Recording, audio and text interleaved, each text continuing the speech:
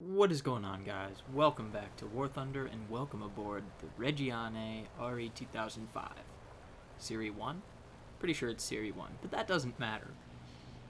What matters is I have a Spitfire on my tail, and, it's a Griffon Spit.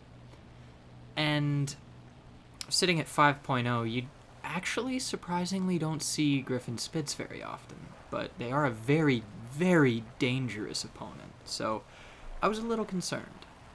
But he's a console player. That's first thing to note. Dives on me. Isn't quite able to get the guns on target. I initiate, I think it's called a rolling scissors. I don't know. I don't know air maneuverability terminology necessarily, but we're doing rolls and stuff, and you can see just how maneuverable this thing is. I mean, granted, again, console player, but I think at times this would happen even against a PC player. I mean, this plane is ridiculously good. I'm not surprised, but not disappointed either. I'm a little bit surprised it's at 5.0. I think it's worthy of 5.3. But yeah, you can see we're on this guy's tail, getting some hits into him, and I get to showcase my awful marksmanship with the 151s. I used to be good with them, but for whatever reason, I'm not anymore. And you can see it's a Mark, what is that, 14C? Or yeah, I think that's 14C. And for some odd reason, they level out and start going straight. I guess they think they can outrun me, but I've gotten several hits into them, so they level out, give up, I guess, and I take the kill. So, yeah, this thing, it's really good. I was a little apprehensive due to how mediocre the other Reggiane aircraft are. The 2000, the 2001. They're just, the engines overheat way too fast. So this thing actually feels like it's got a good balance between overheating and not overheating. So some might say it's a little bit too good, but when you consider that this aircraft is one of the slowest aircraft at its tier and its BR, that argument, it kind of needs the WEP in order to be competitive speed-wise. So I don't really mind the fact that it's so good at cooling. Now jumping straight in, we've got a Spitfire on a BF-109K. I'm going to go try to help him. I don't think I'm quite fast enough. But nope, I was. And we take his wings off. Nice little shots right there in the wing roots. I was tempted to let him burn, but I've had too many fires go out on aircraft, and I just wanted to make sure that he was out of the match. I do make a bit of a mistake here. I probably should have gone for the F7F. He is the higher target. He is the most dangerous target, except for the P-59s, because those things are freaking ridiculous, but it's a conversation for another time. But I don't.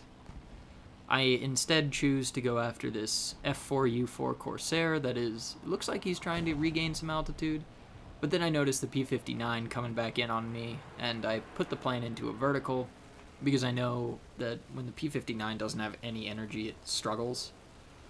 So that bled some energy from him. Unfortunately, there were no friendlies nearby that could have taken the kill.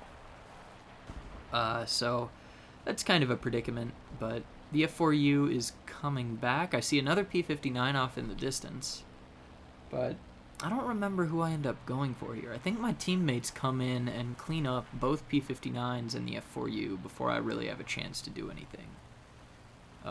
The other P-59 came back, and we're going to turn to engage him. So let's talk a little bit about this aircraft, since this seems to be a little bit of a lull. I've honestly played this thing far too much recently. The first thing, it surprised me that it took me a while to learn this, but don't go head on in this thing. You will win, but more often than not, you're gonna die in the head on. Because it's, especially at the tier it faces, it doesn't really have great protection, I guess you could say. It catches fire pretty easily. So, yeah. I don't know, it's complicated. It's a very fragile airplane, but not quite as fragile as, like, a Zero or anything Japanese. And it does not like to take damage at all. Full stop. Your wing goes pink, or whatever color that is. You're in for a world of hurt. Now, I'm amazed that I did not get any cannon shells to connect right there.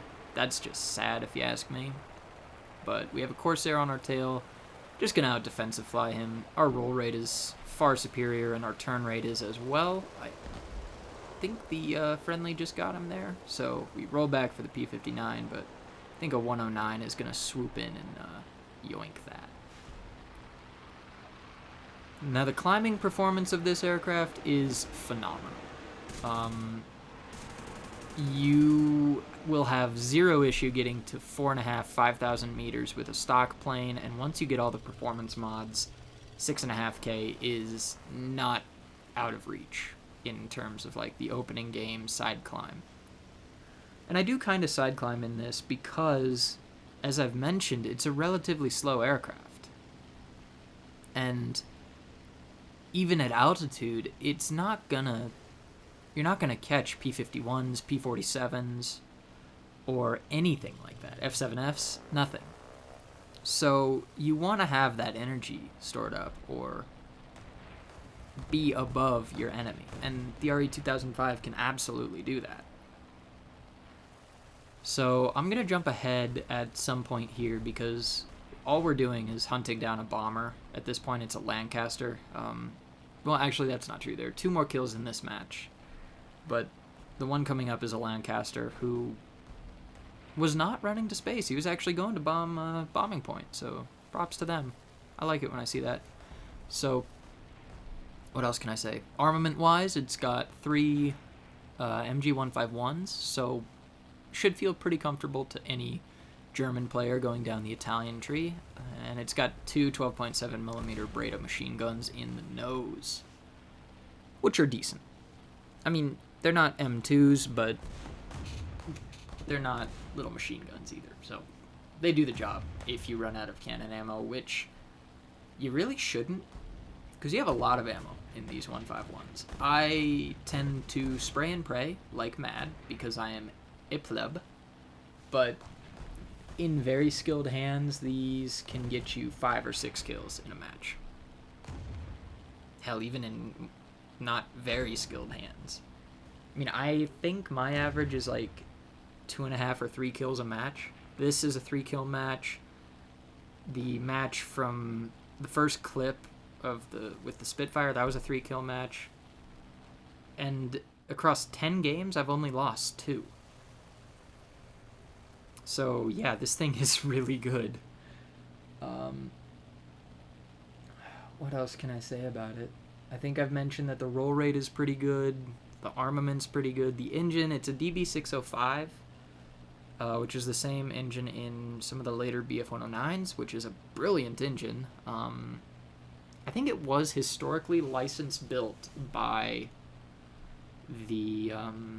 by Fiat, actually, but in-game, for some reason, it's listed as a Daimler-Benz. But I digress. That really doesn't do anything negative for me. So Lancaster looks to have a wing gone already, but we chop off the other one and he's out of the match. Now at this point, I think there's a Spitfire and a Tempest left. Now the Tempest is actually an interesting plane to compare because I don't see them very often in random battles. I've seen them a fair bit in ground battles. Not that I've played, because I don't have anything at, 5.7 that thing's at? 6.0? Is it 6.0? I don't know.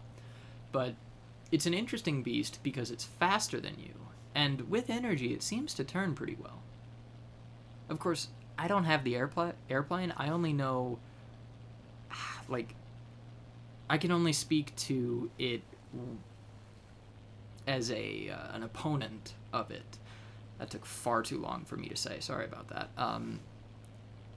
So with a plane like the Tempest, I honestly think your best bet is to turn and burn. Because this thing is really good at low speeds.